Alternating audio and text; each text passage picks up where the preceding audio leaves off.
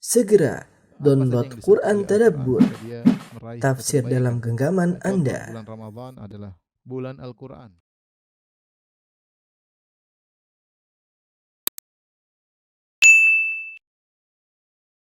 Bismillahirrahmanirrahim. Assalamualaikum warahmatullahi wabarakatuh. Alhamdulillahi ala ihsanih wa syukru lahu ala taufiqihi wa amtinanih wa asyhadu an la ilaha illallah wahdahu la syarika lahu ta'ziman li sya'ni wa asyhadu anna Muhammadan abduhu wa rasuluhu da'ila ridwani. Allahumma salli alaihi wa ala alihi wa ashabi wa ikhwani. Ikhwan dan akhwat, rekan-rekan dari ITB yang dirahmati oleh Allah Subhanahu wa taala, kita lanjutkan bahasan kita dari Kitab Tauhid.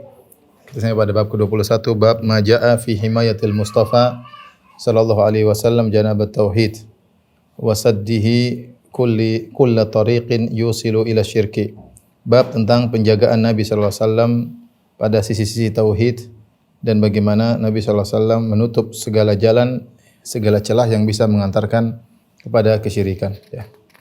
Jadi bab ini menjelaskan tentang bagaimana perhatian Nabi sallallahu alaihi wasallam, di mana Nabi sallallahu alaihi wasallam tidak hanya menjaga esensi tauhid, bahkan hal-hal yang bisa merusak tauhid tersebut, ya, yang berupa celah-celah yang bisa mengantarkan pada kesyirikan, maka semuanya ditutup oleh Nabi sallallahu alaihi wasallam agar tidak ada seorang pun yang terjerumus dalam kesyirikan. Jadi Nabi jelaskan segalanya, hal-hal yang bisa merusak tauhid yaitu kesyirikan dijelaskan oleh Nabi sallallahu alaihi wasallam, dan hal yang bisa mengantarkan kesyirikan juga dilarang oleh Nabi sallallahu alaihi wasallam. Dan ini dalam istilah syariat disebut dengan sadduz dzari'ah. Ya, sadduz dzari'ah yaitu bahasa kita tindakan preventif. Tindakan apa? Preventif. Ini dikerjakan oleh Nabi, dan ini datang dalam syariat, ya. Jadi namanya saddu dzari'ah atau sadduz dzara'i, sadduz dzari'ah, menutup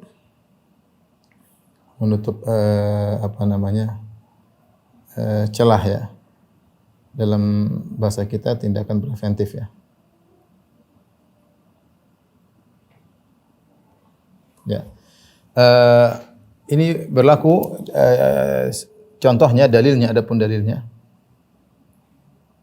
Dalil seperti firman Allah Subhanahu wa taala dalam surat Al-An'am 108, ya. Al-An'am ayat 108. Nabi SAW mengatakan, Allah Subhanahu wa taala berfirman, "Wala tasubbul ladzina yad'una min dunillah fayasubbullaha adwan bighairi ilm." Janganlah kalian memaki sesembahan-sembahan yang mereka sembah selain Allah. Fayasubbullaha adwan bighairi ilm. Maka mereka akan mencela Allah tanpa ilmu, ya, mencela Allah melampaui batas tanpa ilmu. Di sini dilarang mencela, ya, sesembahan-sembahan selain Allah. Sembahan-sembahan selain Allah, ya, agar tidak timbul yang lebih parah. Lebih parah, yaitu pencelaan terhadap Allah. Padahal kita tahu bahwasanya mencela sesembahan-sembahan selain Allah itu dituntut dalam syariat. Lihatlah bagaimana Nabi Ibrahim alaihissalam mencela sembahan-sembahan selain Allah. Seperti Nabi Ibrahim berkata kepada ayahnya, "Ya abati lima ta'budu ma la yasma'u wa la yubsiru wa la yughni anka syai'a." Wahai ayahanda, kenapa engkau menyembah berhala yang tidak melihat, la yasma'u, tidak mendengar, wa la yubsiru, tidak melihat, wa la yughni anka syai'a, dan tidak bisa menolong engkau sedikit pun. Dalam ayat yang lain Nabi Ibrahim berkata, "Qala afata'buduna min dunillahi ma la yanfa'ukum syai'an wa la yadhurrukum uffin lakum wa la yadhurrukum uffin lakum wa lima ta'buduna min dunillahi afala taqilun." Mengapa kalian menyembah selain Allah sesuatu yang tidak memberi manfaat sedikit pun, tidak bisa beri mudarat sedikit pun? Uffil lakum wa lima ta'buduna min dunillah. Celaka bagi kalian dan juga celaka bagi sembahan-sembahan yang kalian sembah selain Allah. Afala taqilun, tidak kalian memahami? Jadi sebenarnya mencela sembahan-sembahan selain Allah itu dituntut, ya. Tetapi ketika bisa menimbulkan mudarat, akhirnya kaum musyrikin bisa mencela Allah Subhanahu wa taala, maka itu dilarang. Ini namanya apa? Padahal disyariatkan, ya, perhatikan. Padahal mencela sesembahan selain Allah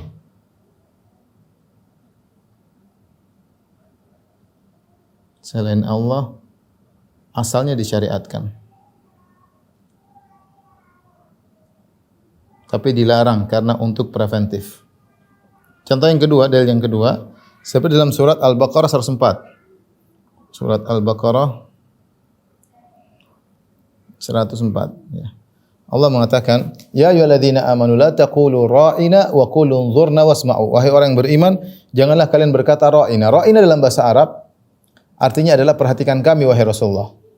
Wa qulu unzurna. Ya. Walakin qulu ya ayyuhalladzina amanu la taqulu ra'ina wa qulu unzurna wasma'u. Tapi ucapkanlah unzurna, perhatikan kami, wasma'u, dan dengarlah. Walil kafirin adzabun alim, bagi orang kafir azab yang pedih. Di sini para sahabat dilarang untuk mengucapkan ra'ina. Ra'ina ya. Dalam bahasa Arab artinya perhatikanlah kami.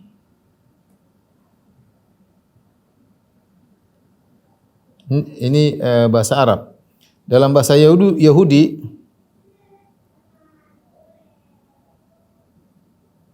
Ibrani artinya ya ahmak, artinya ya ahmak, wahai si bodoh.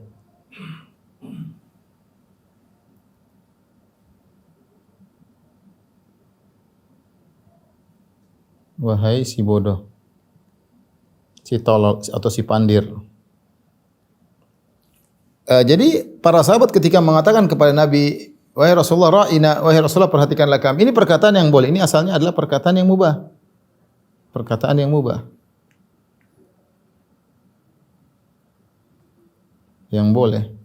Tetapi ketika bisa dipahami jadi bahan ejekan oleh orang Yahudi, maka Allah melarang. Allah suruh ganti ra'ina dengan unzurna. Akan tetapi bisa dijadikan bahan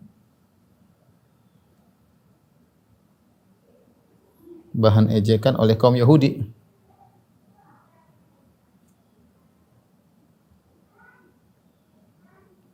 Maka Allah larang.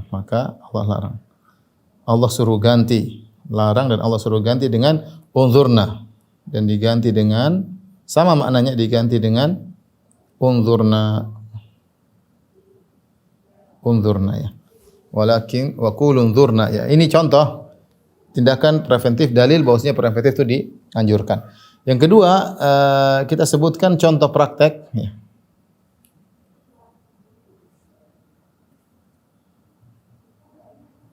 Contoh praktek dalam syariat. Praktek saddud dzari'ah, tindakan preventif ya dalam syariat. Contoh, ada beberapa contoh. Contoh pertama misalnya adalah mengenai larangan zina ya. Contoh pertama, Allah Subhanahu wa taala mengatakan wala taqrabu zina innahu kana fahishatan wa sa'a sabila. Jangan dekati zina. Allah tidak hanya mengatakan jangan berzina, tapi Allah mengatakan jangan dekati zina. Nah, segala tindakan yang bisa mengantarkan kepada zina dilarang. Tindakan preventif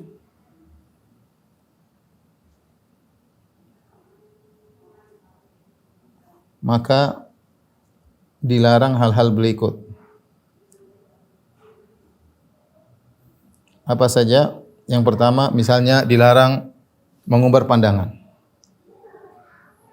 Allah larang. Karena pandangan adalah awal daripada berzina. Kata Nabi sallallahu alaihi wasallam, al-ainani tazniyan wa zinahuma nazar. Dua mata berzina dan zinanya adalah memandang. Kalau seorang sudah melepaskan pandangannya, dia mudah untuk berzina. Awal dari zina adalah memandang yang haram, kemudian tertarik akhirnya berzina. Maka dilarang pandangan. Dilarang berkhalwat. Berkhalwat dua-duaan laki dan wanita. Kata Nabi sallallahu alaihi wasallam, la yakhluwanna ar-rajulu bimra'atin illa kana syaitanu thalithahuma. Tidaklah seorang laki-laki berdua orang dengan seorang wanita kecuali syaitan yang ketiga. Syaitan ketiga artinya syaitan hadir di antara mereka berdua, kemudian syaitan memperindah, menghias maksiat yang mereka lakukan dan akhirnya bisa terjerumus dalam zina. Contohnya lagi menyentuh lawan jenis. Tidak boleh. Lebih baik seorang ditusuk dengan jarum besi daripada dia menyentuh lawan jenis. Contohnya dilarang wanita safar tanpa mahram. Dikhawatirkan ada yang mengganggu di jalan atau dia tersebut ketemu laki-laki tidak akhirnya dia mulai tertarik dan akhirnya bisa terjadi apa yang dikhawatirkan ya. Alhamu maut ya. Kata Nabi sallallahu alaihi wasallam, alhamu maut. Saudara suami misalnya ipar adalah maut misalnya. Jangan menggampang-gampangkan. Ya, bisa jadi saudara suami laki-laki, adik ipar laki-laki tertarik atau kakak ipar tertarik pada seorang wanita. Jangan dibiarkan berdua. Ya, ini contoh bahwasanya syariat mengharamkan zina dan mengharapkan segala tindakan yang bisa mengantar pada zina, tindakan preventif. Selain larangan zina, contoh misalnya larangan bertikai.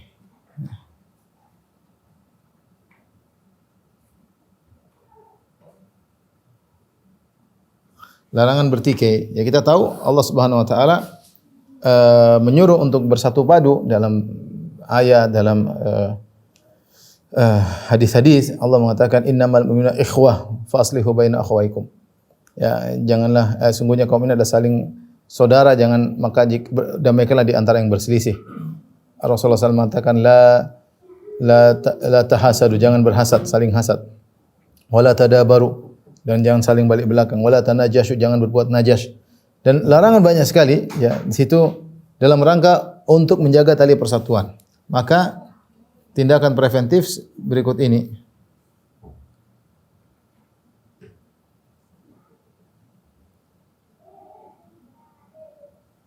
Dilarang hal-hal berikut. Banyak sekali. Ini demi untuk menjaga tali persatuan dan dilarangannya pertikaian ya. Contohnya apa? Ghibah. Larang, namimah, ngadu domba ya. Tajassus ya. Apa namanya? Cari-cari tahu ya kesalahan orang, ini ya dilarang ya. Ngejek ya, sab, mencaci. Istihza, menghina, merendahkan. La ta'yaskhar qaumun min qaumin, jangan sekelompok kaum muslimin mengejek yang lain, merendahkan. Al muslim la yahkir akhahu, jangan seorang merendahkan saudaranya. Ini semua dilarang. Ya, semua dilarang. Kemudian juga wala tanabazu bil alqab, ya. Memanggil dengan gelaran buruk, menggelari dengan gelaran-gelaran buruk. Ini semua dilarang ya. Ghibah, namimah, tajassus, mencaci, menghina, merendahkan. Kata Nabi sallallahu alaihi wasallam, sibabul muslim fusuqun. Mencaci maki muslim adalah kefasikan. Memberi gelaran wala tanabuz bil alqab. Tidak boleh menggelar gelaran yang buruk. Contoh lagi misalnya tidak membeli di atas pembelian saudara. Menjual di atas penjualan saudara.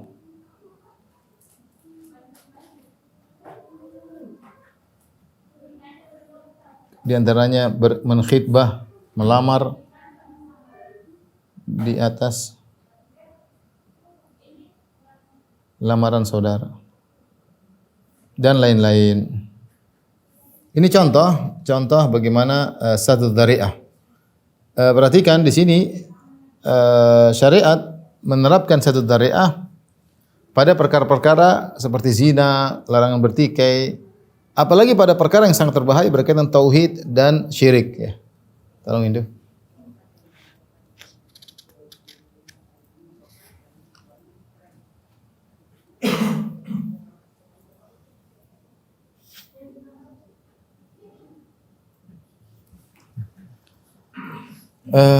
Maka demikian juga ya penerapan sadud dzari'ah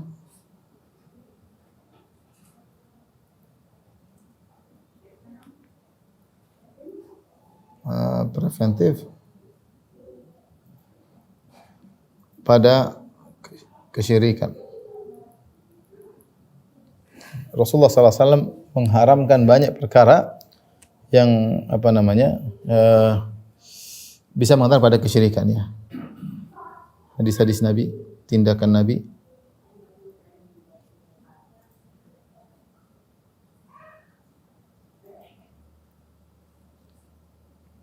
Sikap para salaf. Ya, tindakan Nabi contohnya banyak sekali, ya misalnya kaitan dengan apa? Terkait dengan masalah kuburan ya. Sebenarnya meninggikan kuburan bukan kesyirikan, tidak ada, tapi mengantarkan pada kesyirikan.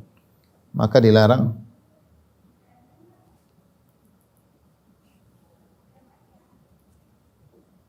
Maka dilarang.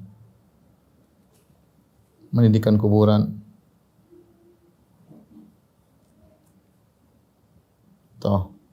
Kemudian menulis di kuburan. Ini semua tindakan preventif. Menulis di kuburan. Kemudian menyemen kuburan. Ini terkait semua dengan kuburan ya. Memasang lampu di kuburan dilarang.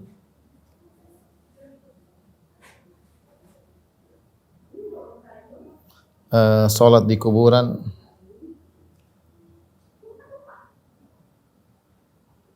Salat ke arah kuburan.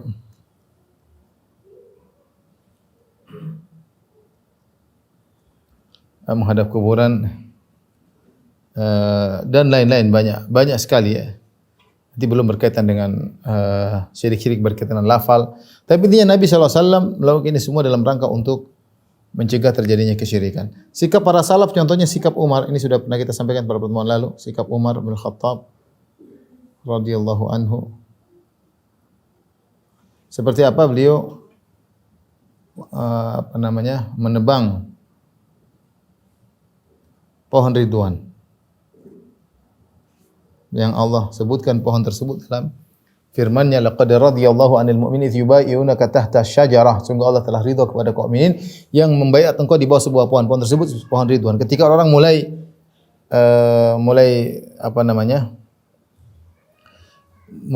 ibadah di pohon tersebut, Umar menyuruh untuk menebang pohon tersebut. Contoh lagi sikap beliau terhadap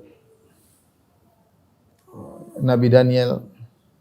Sudah kita jelas pada pertemuan lalu di mana kuburannya disembunyikan. Dihilangkan jejaknya. Maka Umar bin Khattab radhiyallahu anhu menyuruh untuk digali sekian banyak kuburan Nabi Daniel di siang hari, kemudian malam hari dikubur dan diratakan sehingga orang tidak tahu di mana kuburannya yang sesungguhnya. Ini dalam rangka agar orang tidak berlebihan kepada Nabi Daniel ya. Ini contoh. Ya, demikian juga contoh ya para salaf. Para salaf ya berusaha membuat dinding di kuburan, membuat dinding segitiga di belakang kuburan Nabi sallallahu alaihi wasallam.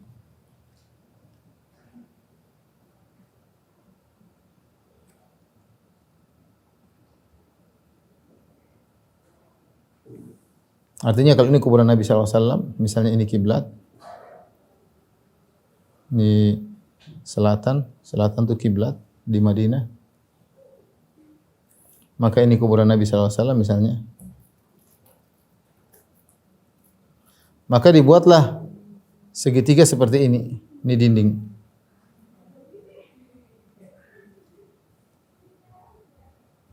Buat apa? Supaya orang risih salat situ, agar orang risih salat di situ. Karena orang biasanya kalau mau salat tuh cari dinding yang datar. Ini dia antara usaha para salaf agar menutup segala celah-celah yang menuju kepada kesyirikan ya. Taib. Saya katakan tadi jika ternyata untuk masalah zina dan masalah pertikaian saja Nabi menutup segala celah, apalagi masalah kesyirikan. Demikian juga sikap Umar sebagaimana kita sampaikan pada pertemuan sebelumnya, yaitu ketika Umar melihat orang sengaja untuk datang ke tempat Nabi pernah salat situ dengan sengaja menunggu waktu salat, maka Umar mengatakan innama ahlaka man kana qablakum. Sungguh yang binasakan umat-umat terdahulu adalah ittiba'uhum athara anbiya'ihim, yaitu ikut-ikut tadi, cari-cari tempat yang pernah disinggahi oleh nabi-nabi mereka. Kata Umar itu sebab kebinasaan. Sebab kebinasaan. Taib, masalah ini pada bab ini Syekhul Islam Muhammad bin Wahab rahimahullahu taala membawakan beberapa dalil. Yang pertama adalah surat At-Taubah 128. Saya bacakan. Laqad ja'akum rasulun min anfusikum azizun 'alaihi ma 'anittum harisun 'alaikum bil mu'minina raufur rahim. Sungguh telah datang kepada kalian seorang rasul dari diri-diri kalian. Itu kalian dari jenis manusia dari kalian, apalagi orang Arab dari suku mereka. Azizun 'alaihi ma 'anittum, yang Rasulullah merasa berat apa yang kalian derita, apa yang menyusahkan kalian terasa susah bagi Nabi sallallahu alaihi wasallam. Harisun 'alaikum, dan Rasulullah sangat bersemangat agar kalian mendapatkan kebaikan. Bil mu'minina raufur rahim, dan Rasulullah sallam sangat sayang kepada orang-orang yang beriman. Ayat ini intinya apa? Jadi dalil pertama, ini sudah.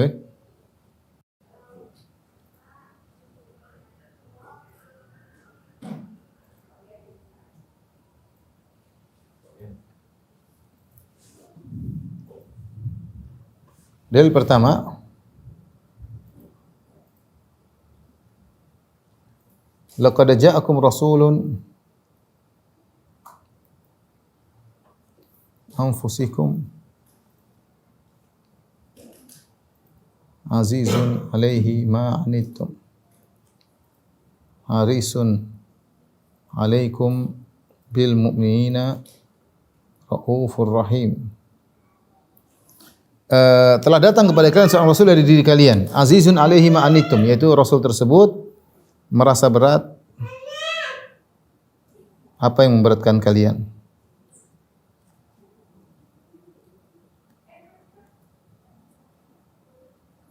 Harisun 'alaikum, sangat semangat. Ini sifat yang kedua, sangat semangat agar kalian dapat kebaikan.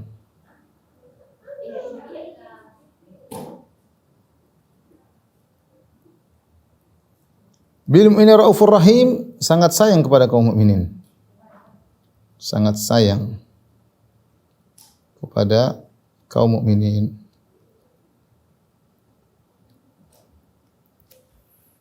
Keberadaan Nabi sallallahu alaihi wasallam adalah nikmat. Makanya Allah mengatakan laqad manallahu 'alal mu'minin idz ba'atsa fihim rasulan min anfusihim. Sungguh Allah telah memberi anugerah kepada kaum mukminin tatkala Allah mengutus kepada mereka seorang rasul dari diri mereka. Rasulullah SAW merasa berat apa yang beratkan kalian, sangat semangat kalian mendapat kebaikan, sangat sayang kepada mukmin. Tiga sifat ini, 1, 2, 3. Ini menunjukkan ya, mengkonsekuensikan apapun kebaikan akan dijelaskan oleh Nabi. Semampu Nabi sallallahu alaihi wasallam. Apapun keburukan akan bisa dijelaskan oleh Nabi. Karena Nabi sifatnya demikian, sangat semangat. Makanya dalam hadis kata Rasulullah sallallahu ma baqiya syai'un yuqarribu minal jannah wa yubaidu minan nar illa waqad buyyina lakum. Perhatikan kata Nabi. Tidak tersisa apapun. Tidak tersisa apapun, suatu apapun. Ma baqiya syai'un. Ini apa namanya? Penafian, nakirah dalam konteks penafian berikan faedah umum. Ma baqiya syai'un, tidak ada suatu pun yang tersisa. Yuqarribu minal jannah, yang bisa mendekatkan kepada surga dan bisa menjauhkan dari neraka kecuali telah dijelaskan. Sudah, semua kebaikan telah dijelaskan, semua keburukan telah dijelaskan. Yang mendekatkan kepada surga telah dijelaskan, menjauhkan dari neraka juga sudah jelaskan. Ketika ada seorang musyrik bertanya kepada Salman Al-Farisi, ya, laqad 'allamakum nabiyyukum kulla syai'in hatta al-khira'ah.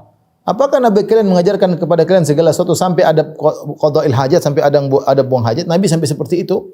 Kata Salman, ajal, benar. Rasulullah mengajarkan kami segala sesuatu sampai masalah buang hajat. Laqad nahana an nastaqbilal qiblata li ghaitin aw baulin.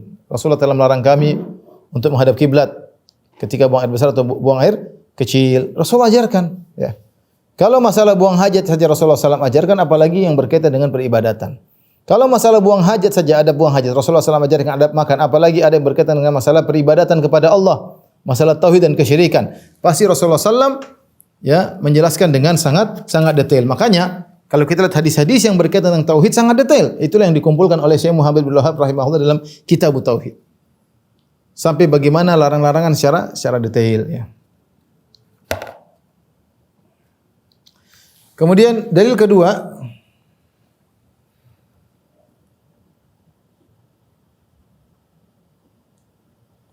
terkait dengan kuburan, terkait dengan rumah.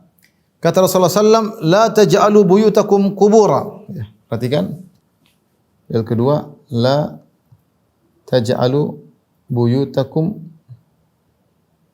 kubura. Wala taj'alu qabri aidan. Wala taj'alu qabri aidan.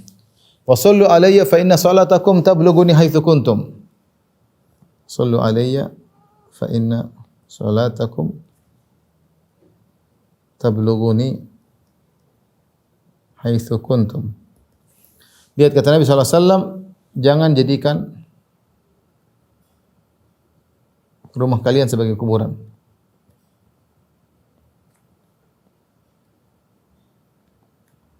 Jangan jadikan yang pertama, ya. Jangan jadikan kuburanku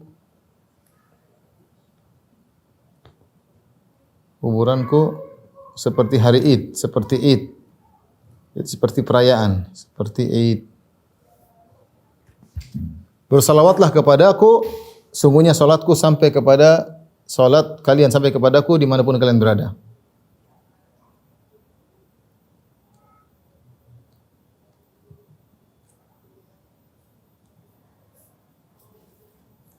Salawat kalian sampai kepadaku dimanapun kalian berada.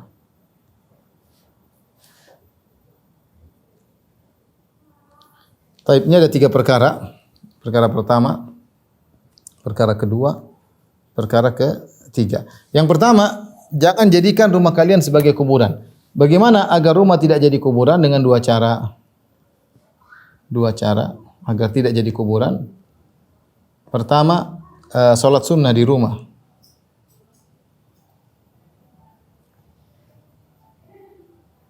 Yang kedua adalah baca Quran di rumah.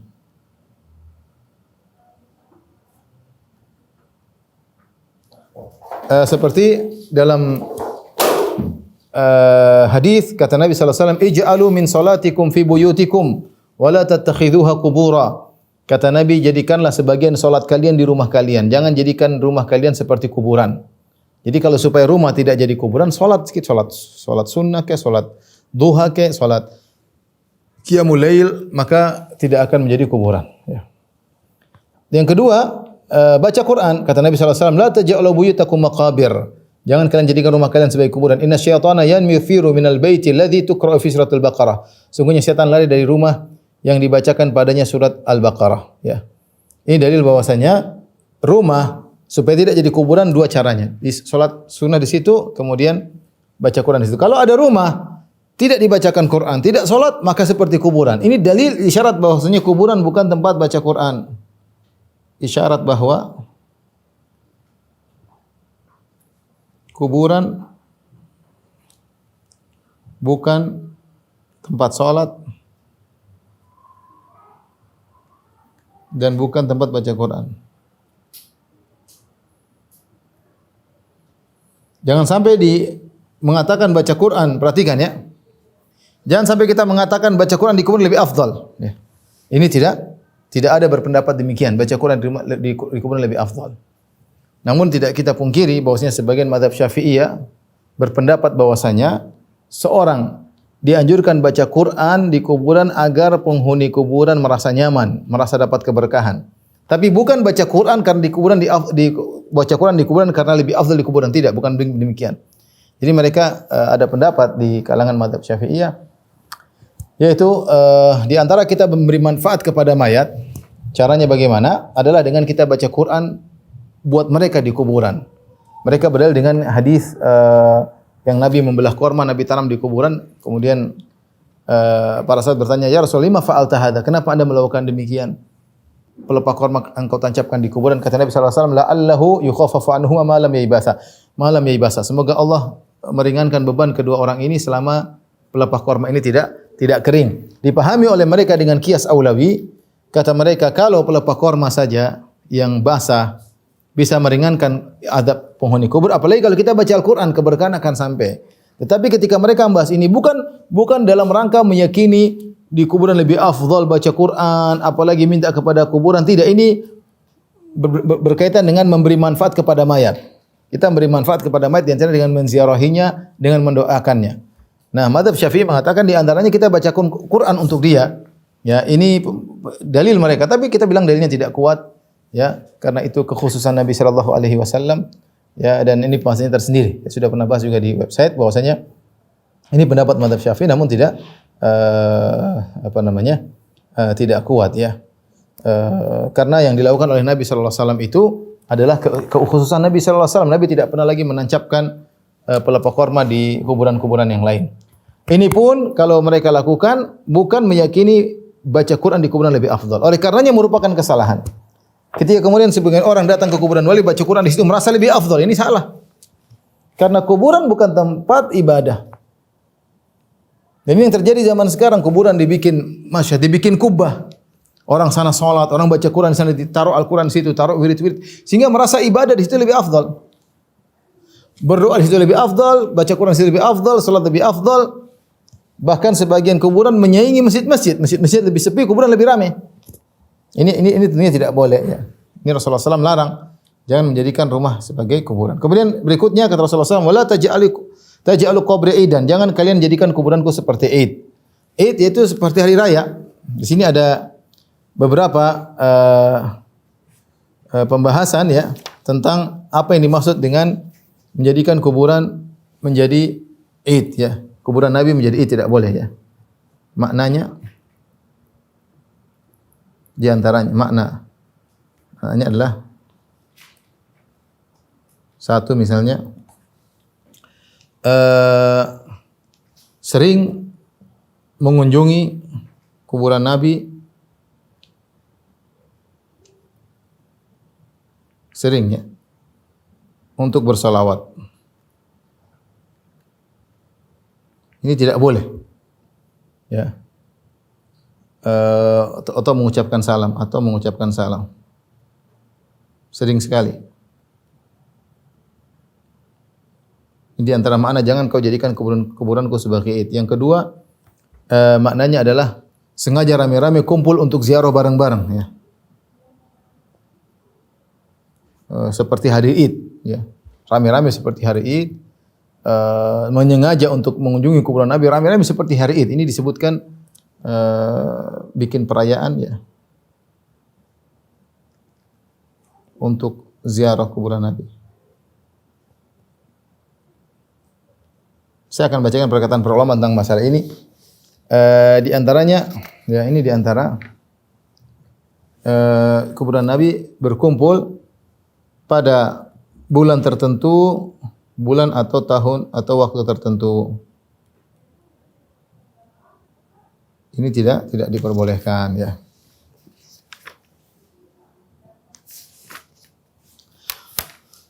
Kenapa? Karena kalau ingin bersalawat, Rasulullah mengatakan, "Shallu alayya fa inna salatakum tablughuni haitsu kuntum." Bersalawat kepadaku karena sungguhnya salawat kalian sampai kepadaku dimanapun kalian berada. Jadi Rasulullah SAW spesial, Nabi spesial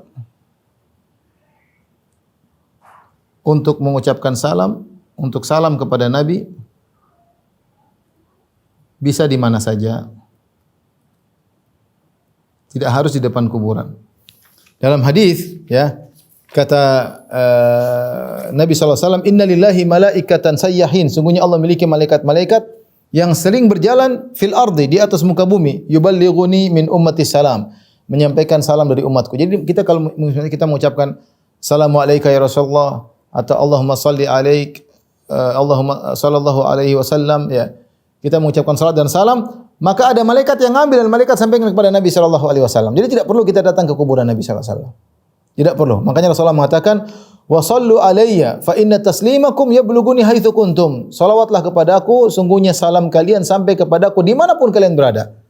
Beda kalau kita sama orang, kita harus datang ke depan, assalamualaikum. Kalau Nabi tidak perlu, Anda di Indonesia mengucapkan sallallahu alaihi wasallam, maka sampai kepada Nabi sallallahu alaihi wasallam. Tidak harus datang ke depan kuburannya. Ini di antara spesial Nabi sallallahu alaihi wasallam. Taib.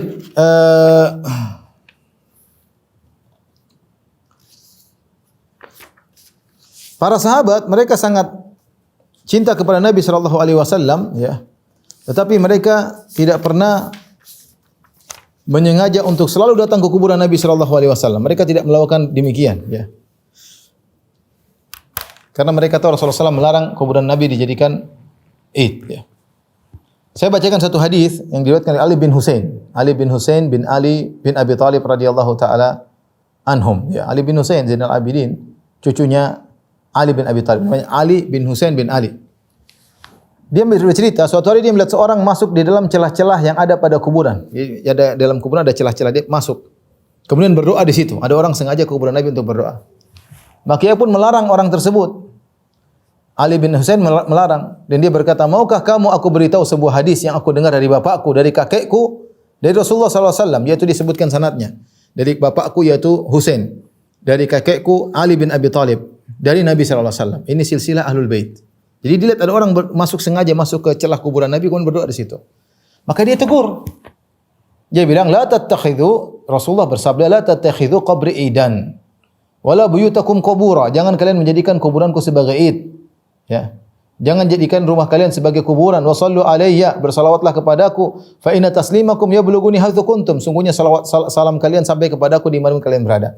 Di sini Ali bin Husain memahami bahwasanya di antara menjadikan kuburan Nabi sebagai id adalah sengaja berdoa di situ. Yang ketiga, sengaja berdoa di kuburan Nabi. Sebagaimana yang dipahami oleh Ali bin Husain. Makanya dia tegur orang tadi yang sengaja berdoa, dia ingatkan, "Maukah aku sampaikan kepada engkau hadis dari bapakku, dari kakekku, dari Nabi?" Rasulullah berkata, "La tattakhidhu qabri idan." Jangan kau jadikan kuburanku sebagai id. Ya. Ini yang menyampaikan hadis ini adalah orang yang paling tahu tentang syariat Nabi perkara ini. Ya, paling tahu kenapa yang meriwayatkan adalah silsilah Ahlul Bait. Dari Ali, dari Husain bin Ali, dari Ali bin Abi Thalib, dari Nabi sallallahu alaihi wasallam, ya.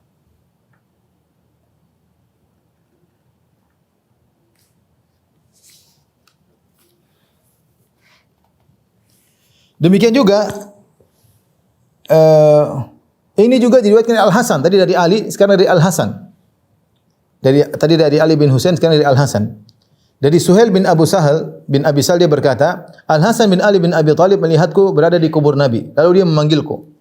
Pada saat itu dia sedang makan malam di rumah Fatimah. Dia berkata, "Kemarilah untuk makan malam." Aku menjawab, "Aku sedang tidak selera." Dia berkata, "Mengapa aku melihatmu berada di kuburan Nabi sallallahu alaihi wasallam?" Aku menjawab, "Aku memberi salam kepada Nabi Muhammad sallallahu alaihi wasallam."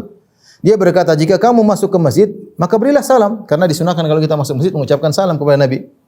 Salawat dan salam. Kemudian Al Hasan melanjutkan, "Sungguhnya Rasulullah SAW bersabda, 'La tattakhidhu qabri idan.'" Jangan kalian menjadikan kuburanku sebagai id. Ini dalil bahwasanya sengaja sering datang untuk mengucapkan salam kepada Nabi. Ini adalah menjadikan kuburan Nabi sebagai id yang Nabi larang. Ini pemahaman siapa? Pemahaman Hasan. Kalau tadi Ali bin Husain, sekarang pemahaman Hasan. Ketika dia lihat orang sengaja datang ke kuburan Nabi untuk mengucapkan salam, kata dia, "Cukup kau masuk Masjid Nabawi, kau ucapkan salam sampai kepada Nabi. Tidak perlu kau harus ke kuburan Nabi, tidak harus. Itu bukan kebiasaan para salaf. Kalau ucapkan salam masuk Masjid Nabawi kan kita mengucapkan salawat dan salam kepada Nabi, selesai. Kalau kau sengaja terus bolak-balik mengucapkan salam kepada Nabi, itu menjadikan kuburan Nabi sebagai id. Itu sesuatu yang id artinya sesuatu yang berulang-ulang. Ini pemahaman para salaf. Maka dia tegur dan menyampaikan hadis Nabi, "La tattakhidhu qabri idan." Jangan kau jadikan kuburanku id, itu kuburan Nabi Muhammad sebagai id, sesuatu yang berulang-ulang, dikunjungi, disalam-salami. "Wala tattakhidhu buyutakum maqabir." Jangan kalian menjadikan rumah kalian sebagai kuburan. "Wa shallu alayya." Bersalawatlah kepadaku, "Fa inna salatakum tablughuni haitsu kuntum." Dimanapun kalian salat akan sampai kepadaku. La'anallahu al-yahuda wan nasara ittakhadhu qubur anbiya masajida. Allah melaknat Yahudi dan Nasara menjadikan kuburan nabi mereka sebagai tempat ibadah. Ma antum bil Andalus illa sawa. Kata Hasan, kalian dan orang di Andalus di Maghrib sama saja. Kalau beri ucapkan salam sama saja sampai kepada Nabi. Tidak harus depan kuburan Nabi. Lihat ini pemahaman para salaf, pemahaman Ahlul Bait. Jadi kita mengagungkan Nabi, tapi ada aturan. Nabi bilang jangan jadikan kuburanku sebagai id, berulang-ulang, sengaja datang bolak-balik untuk ucapkan salam, untuk bersalawat kepada Nabi. Ya kalau pas lewat salam. Bukan berarti terus bolak-balik, sengaja bolak-balik. Ditegur atau sengaja berdoa di situ, ditegur oleh Ali bin Husain. Kalau salam bolak-balik ditegur oleh Hasan.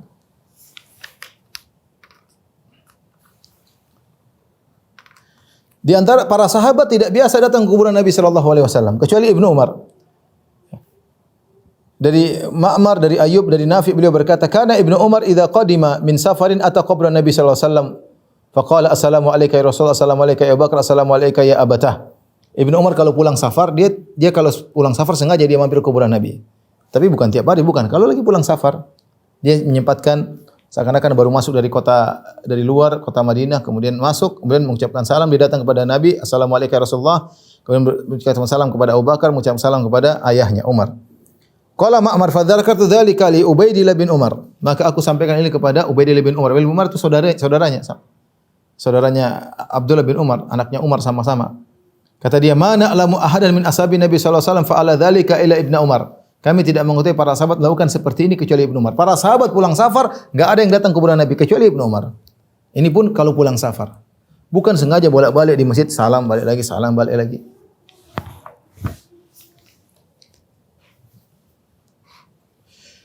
Berkata Imam Malik siapa? Imam Darul Hijrah, imamnya kota Madinah. Ini katanya berlebihan terhadap kuburan Nabi, tidak boleh. Imam Darul Hijrah, Imam Malik berkata, "Walaysa yalzam man dakhala al-masjid wa kharaja minhu min ahli Madinah al-wuquf bil qabr. Wa inna dzalika lil ghuraba." Tidak lazim bagi orang yang masuk masjid, penduduk Madinah yang masuk masjid keluar dari Masjid Nabawi untuk berdiri depan kuburan. Itu bukan kebiasaan penduduk Madinah. Inna dzalika lil ghuraba. Ini boleh bagi orang asing datang tidak pernah lihat kuburan Nabi kemudian di situ ya. Faqila lahu inna nasan min ahli la yaqdimuna min safar wa la yuridunahu illa yaf'alun dzalika fil yawm marrah. Ya, atau aktsar fa yusallimun yad'una sa'atan.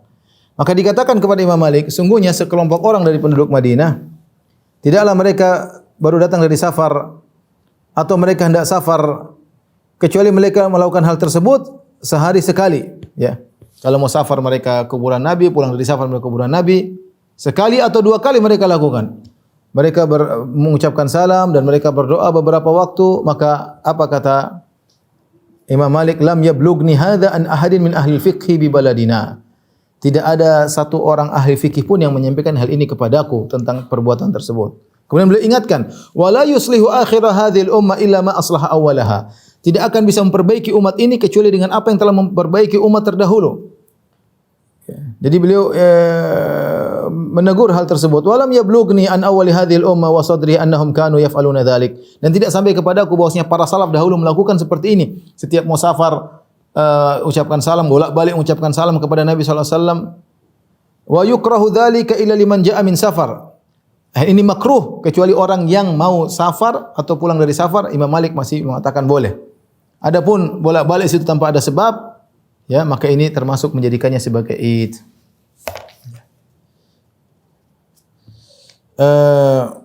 Oleh karenanya Al-Munawi mengambil faedah dari hadis ini. Al-Munawi adalah salah seorang ulama mazhab Syafi'i yang punya kitab Faidul Qadir. Dia berkata, sabda Nabi sallallahu alaihi wasallam, la tattakhidhu qabri aidan, jangan kalian menjadikan kuburanku sebagai id. La tattakhidhu qabri madhhara aidin, jangan kalian menjadikan kuburanku seperti kondisi hari raya. Wa maknahu, adapun maknanya an-nahyu anil ijtima', larangan untuk berkumpul-kumpul li ziyaratihi, ijtima'um lil id, berkumpul-kumpul rame-rame untuk ziarah Nabi seperti kumpul-kumpul untuk hari id. Imma lidaf'il masyaqqah, kan hal ini merepotkan, au karahata an yattajawaza wahidut ta'zim, atau dikhawatirkan seorang berlebih-lebihan dalam pengagungan. Rasulullah larang. Jadi jangan orang, di antara makna menjadikan kuburan Nabi sebagai id adalah rame-rame kumpul seperti hari raya, kemudian datang kuburan Nabi, ini dilarang. Karena ini pertama bisa jadi karena repot, yang kedua bisa jadi berlebih-lebihan dalam mengagungkan Nabi sallallahu alaihi wasallam. Nabi tidak suka hal tersebut. Beliau juga mengatakan, yu'khadhu minhu an ijtima' al-'amma fi ba'd al-adrihatil awliya fi yawmin aw shahrin makhsusin min as-sanah.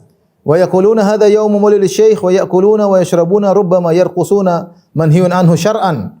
Dari ini kita juga mengambil faedah bahwasanya berkumpulnya orang-orang awam pada sebagian kuburan wali-wali ya, pada hari tertentu atau bulan tertentu, setiap tahun mereka sengaja datang hari tertentu atau bulan tertentu dan mereka mengatakan adalah hari lahirnya Syekh si fulan wali tersebut, lalu mereka makan, lalu mereka minum, terkadang mereka joget di situ. Ini perkara yang dilarang secara syariat, tidak boleh. Wa ala wali syara' rad'uhum, dan bagi waliul amr untuk melarang mereka. Wa inkaruhu alaihim wa ibtaluhu, dan harus mengingkari perbuatan mereka, jangan dibiarkan. Karena seakan-akan kalau artinya apa? Kalau Nabi saja tidak boleh dijadikan kuburannya sebagai id, apalagi kuburan-kuburan wali-wali selain Nabi sallallahu alaihi wasallam ya. Taib, ini yang kita bahas ya, termasuk dalil ketiga. Intinya Rasulullah SAW mencegah jangan sampai seorang berlebihan kepada beliau. Kalau kita tidak boleh berlebihan kepada Nabi SAW, apalagi selain Nabi SAW. Oleh karenanya ikhwan dan akhwat yang dirahmati Allah Subhanahu Wa Taala, masalah kuburan adalah masalah yang sensitif ya. Rasulullah SAW menganggapnya sesuatu yang sensitif, maka Rasulullah SAW memasang aturan-aturan yang berat. Tidak boleh ini, tidak boleh itu, tidak boleh ini, agar orang tidak berlebihan kepada penghuni kubur. Ya, tidak boleh. Makanya kalau kita ingin lihat kuburan sesuai sunnah, lihatlah kuburan Baqi bagaimana. Lihatlah kuburan syuhada Uhud bagaimana. Lihatlah kuburan syuhada Badar. Lihat biasa-biasa, tidak ada ditinggikan, dikasih lampu di. Karena kalau sudah dikasih tinggikan di lampu, orang akan datang ke situ. Hati mereka tergantung kepada mayat-mayat tersebut, apalagi mayat tersebut mayat syuhada. Nabi saja untuk kuburannya dilarang. Jangan jadikan kuburan kuid, kata Nabi. Jangan sengaja berdoa di situ. Tadi Ali menegur orang yang sengaja berdoa di kuburan Nabi. Jangan sengaja datang bolak-balik mengucapkan salam. Dia tadi Hasan menegur orang yang melakukan demikian. Jangan sengaja berkumpul pada bulan tertentu, hari tertentu untuk ziarah kuburan Nabi, karena itu seperti id. Kalau ini saja berlaku bagi kuburan Nabi, apalagi kepada selain kuburan Nabi sallallahu alaihi wasallam. Sengaja datang bulan tertentu, kuburan wali ini, kuburan wali anu. Allahul musta'an. Demikian saja ikhwan dan akhwat yang rahmatillah subhanahu wa taala, pembahasan tentang bagaimana Nabi sallallahu alaihi wasallam menutup celah-celah tauhid, terutama berkaitan dengan pengagungan terhadap penghuni kubur. Bahkan kuburan beliau sangat tekankan jangan sampai dikultuskan, apalagi selain Nabi sallallahu alaihi wasallam. Wallahu alam bisawab. Demikian saja yang saya sampaikan pada kesempatan kali ini. Insyaallah kita nanti pada kesempatan lain. Wabillahi taufiq. Assalamualaikum warahmatullahi wabarakatuh.